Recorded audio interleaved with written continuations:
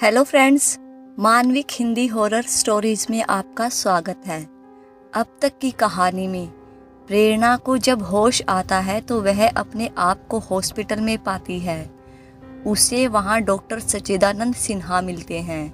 वह अपने जिस्म पर बने सारे अजीब तांत्रिक प्रक्रिया के टैटू उन्हें दिखलाती है और सच्चिदानंद सिन्हा उसे अपने साथ अपने घर ले जाता है।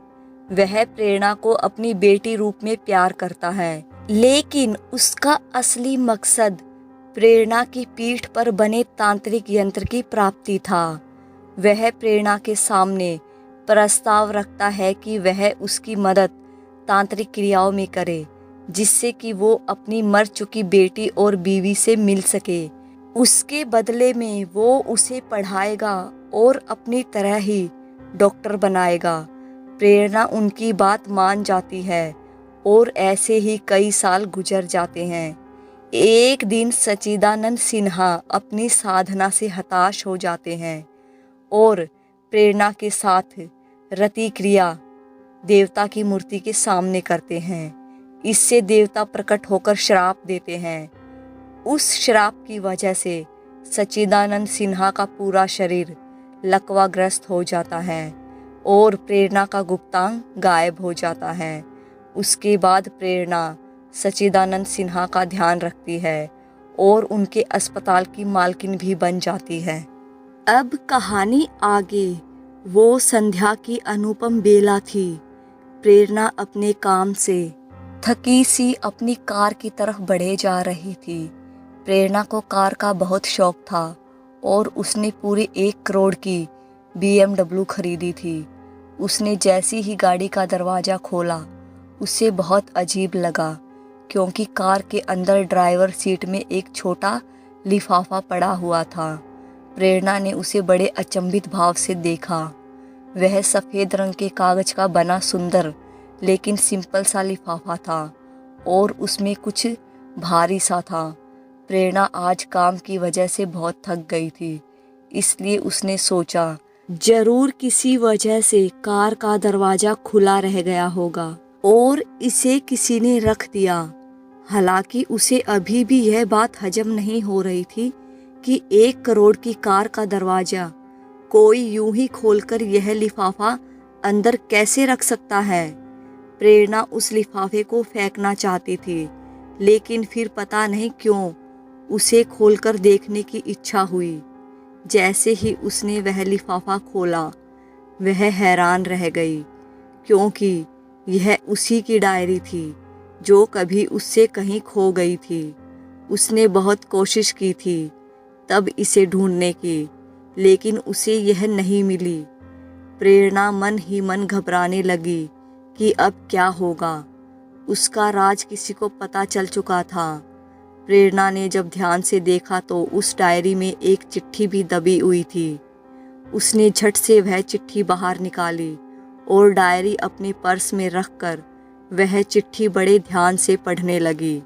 उसमें लिखा था, प्रेरणा, सबसे पहले मुझे माफ़ कर दो कि मैंने तुम्हारे घर में घुसकर तुम्हारी यह डायरी चुराई, लेकिन मेरा यकीन मानो, यह मैंने एक बहुत बड़ी मुसीबत के कारण किया है। मैं और मेरी पत्नी बहुत बड़े संकट में हैं और हमें आपकी मदद चाहिए। मुझे आपकी ज़िंदगी के बारे में भी पता है कि आपने क्या खोया और क्या महसूस करती हैं। हम सभी की तकलीफ़ का अंत हो सकता है यदि आप हमारा साथ दें। यदि आप एक सामान्य जीवन जीना चाहते हैं तो हॉस्पिटल के पीछे रोड पे बने 5 स्टार कॉफ़ी हाउस में शाम 7 बजे तक आ जाइए। मैं आपका बेसब्री से इंतज़ार करूँगा। आपसे हाथ जोड़कर गुजारिश है, इसे किसी तरह का मजाक मत समझना। मेरे साथ एक दोस्त भी है, वह भी बहुत बड़े संकट में है। हम सब मिलकर वह कर सकते हैं जो हमारी आम जिंदगी हमें लौटा सके। मैं आपका इंतजार कर रहा हूँ। आपका शुभचिंतक। प्रेरणा ने वह चिट्ठी पढ़कर पहले तो शांति से सोचा कि क्या मुझे वहाँ जाना चाहिए। यदि ये लोग कोई बुरे या फरेबी लोग हुए तो। उसके बाद प्रेरणा ने अपनी गाड़ी में रखी पिस्तौल निकाली और उसमें गोलियां भरने लगी। उसके बाद उसने वह पिस्तौल अपने पर्स में रख लिया और गाड़ी में समय देखा। 7 बजने में महज 5 मिनट बचे थे। प्रेरणा ने भगवान का नाम लिया और गाड़ी सीधे उसी 5 स्टार कॉफ़ी हाउस की तरफ मोड़ दी जिसका जिक्र उस चिट्ठी में था। बहुत जल्द ही प्रेरणा ने अपनी कार पार्क की और अंदर जाते वक्त समय देखा। वह बिल्कुल 7 बजे पहुंच गई थी। आज पूरा हॉल खाली था। यह देखकर वह कुछ डरने लगी और उसने झट से अपना पिस्तौल अपनी पर्स से बाहर निकाला और अपने हाथों में थाम लिया। तभी वहां अचानक 2 नौजवान युवक आए और उसके हाथ में पिस्तौल देखकर एकदम शांत लहजे में बोले, प्रेरणा, तुम्हें हमसे घबराने की ज़रूरत नहीं है। हम तुम्हारे दोस्त हैं जिन्हें तुम्हारी ज़रूरत है और तुम्हें हमारी। तुम्हें हमसे कोई खतरा नहीं है, इसलिए यह पिस्तौल पर्स में रख लो और शांति से उस टेबल की कुर्सी पे बैठ जाओ। प्रेरणा उनकी बात सुनकर कुछ शांत हो गई और कहा, आज यहाँ कोई क्यों नहीं है? उनमें से एक युवक ने मुस्कुराते हुए कहा, आज की शाम यह कॉफ़ी हाउस सिर्फ और सिर्फ हम तीनों का ही है और किसी का नहीं, क्योंकि मैंने यह पूरा कॉफ़ी हाउस बुक किया है। उनमें से दूसरे युवक ने वहीं पास में रखी टेबल की कुर्सी पीछे खींची और प्रेरणा को बैठने को कहा। प्रेरणा कुछ सोचते हुए बैठ गई और उसके ठीक सामने वो दोनों भी बैठ गए। प्रेरणा ने अपनी पिस्तौल पर्स में रखते हुए पूछा, कौन हो तुम दोनों और मुझसे क्या चाहते हो? एक ने जवाब दिया, मेरा नाम रुद्र है और ये मेरा दोस्त रिहान। ये एक मल्टीनेशनल कंपनी के मालिक हैं और मैं भी एक छोटी कंपनी का मालिक हूँ। प्रेरणा ने मुस्कुराकर कहा, देखिए, आप गलत जगह आ गए। मैं कोई बिजनेस नहीं कर सकती, मेरा तो कुछ है ही नहीं। मैं तो बस किसी और का हॉस्पिटल संभालती हूँ जिससे कई घरों का चूल्हा जल सके और ज़रूरतमंद को कम दाम में इलाज मिले। मेरे पास आपके लिए कुछ नहीं है। रिहान ने हंसते हुए कहा, कभी कभी जिंदगी हमें उस मोड़ पर लाकर खड़ा करती है कि पैसे बेकार के कागज लगने लगते हैं। हम सभी इस वक्त जिंदगी के उसी मोड़ पर खड़े हैं। यदि आपको इससे बाहर आना है तो हमारा साथ देना होगा। हम सब मिलकर ही एक दूसरे की जिंदगी फिर से हसीन कर सकते हैं। प्रेरणा कुछ असहज होकर बोली, देखिए, आपको जो भी कहना है साफ साफ कहिए। ठीक है, तो मैं साफ साफ कहने की कोशिश करता हूँ, रिहान ने कहा। प्रेरणा उत्सुकतावश उसकी ओर देखने लगी ताकि उसे ध्यान से सुन सके। रिहान ने कुछ सोचकर हिचकिचाते हुए कहा, तो मेरा मतलब आपकी शादी नहीं हो रही है। किस वजह से नहीं हो रही है वो? प्रेरणा कुछ नाराजगी से बोली, मेरी शादी हो या ना हो, इससे आपको क्या? आप क्या मेरे रिश्तेदार हैं? रुद्र ने भी कुछ गुस्से में कहा, पहले इनकी बात पूरी तो सुन लो। प्रेरणा कुछ शांत होकर बोली, अच्छा ठीक है, कहिए। रिहान ने फिर कहा, आपकी शादी नहीं हो रही क्योंकि आप एक बुरे देवता के श्राप से ग्रसित हैं। ठीक वैसे ही मेरी शादी नहीं हो रही है क्योंकि मेरी प्रेमिका दिव्य लोक में फंसी है और रुद्र की शादीशुदा जिंदगी सही नहीं चल रही है क्योंकि इनकी पत्नी को एक शैतान ने काट कर अपने ही जैसा बना दिया है। कहीं ना कहीं हम सबकी जिंदगी किसी तंत्र मंत्र की वजह से उजाड़ हो चुकी है। तो क्या आपको नहीं लगता कि हमें मिलकर कुछ करना चाहिए? प्रेरणा ने शांत लहजे में कहा, मैंने उस देवता के श्राप को काटने हेतु बहुत जतन किए लेकिन कामयाब नहीं हुई, इसलिए इसे ही अपनी नियति मानकर अब शांत हो। रिहान ने कहा, अगर तुम हमारे साथ अपनी एक और कोशिश करो तो शायद तुम्हारी जिंदगी दोबारा ठीक हो सकती है। प्रेरणा अब भरी उत्साह में बोली, हमें क्या करना होगा?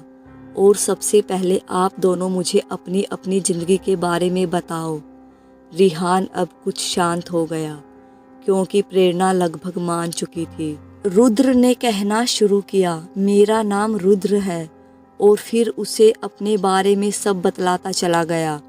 उसकी सारी कहानी जानकर प्रेरणा को बेहद दुख हुआ क्योंकि अंत में उसे अपने हाथों से अपने प्यार की जान लेनी ही होगी। उसके बाद रिहान उसे अपनी कहानी बताने लगा।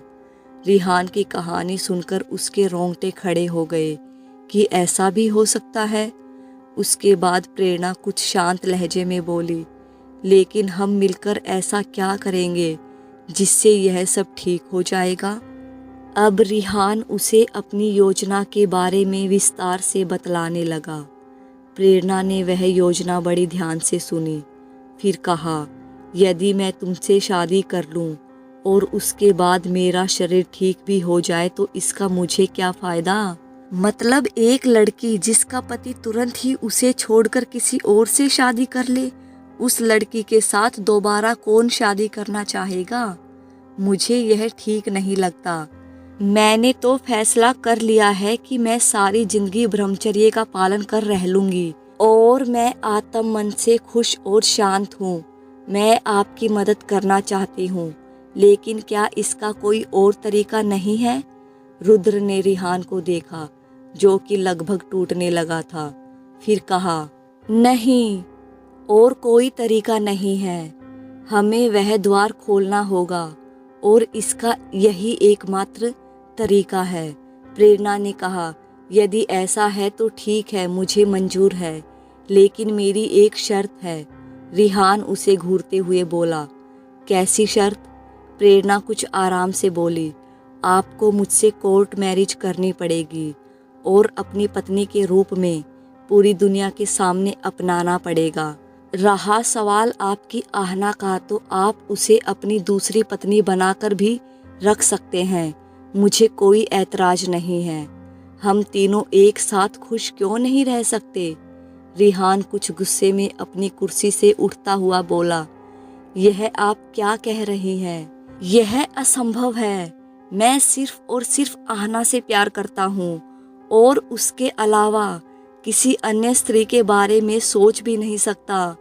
प्रेरणा भी अब नाराजगी से कुर्सी से उठकर बोली, तो आपने मुझे क्या समझा है, बस अपनी जिंदगी सही करने के लिए किसी के साथ भी ब्याह कर लूं और उसके साथ सो जाऊं। मैं इतनी भी गई बीती नहीं हूँ।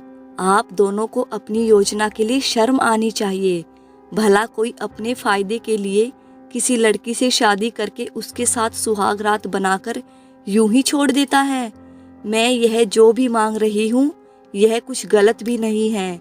रिहान कुछ आराम से बोला, यदि तुम हमारी बात मानोगी तो मैं अपनी 5 कंपनियां आपके नाम कर दूंगा। प्रेरणा कुछ गुस्से में अपना पर्स उठाकर जाते हुए बोली, मैं दौलत की भूखी नहीं हूँ। पता नहीं क्यों हर कोई मुझे अपने मतलब के लिए इस्तेमाल करने की वस्तु समझता है। उसके बाद प्रेरणा गुस्से में वहां से चली गई और रुद्र उसे रोकने लगा। रिहान ने कुछ गुस्से में कहा, जाने दो रुद्र उसे, वह इन सब के लिए एक बड़ी कीमत मांग रही है। वो एक लालची लड़की है। आगे की कहानी सुनने के लिए मानविक हिंदी हॉरर स्टोरी के साथ बने रहिएगा और आपको यक्षिणी एक रहस्य की सभी वीडियो इसी चैनल पे मिलेगी। वीडियो अच्छी लगी हो तो लाइक करें, चैनल को सब्सक्राइब करें।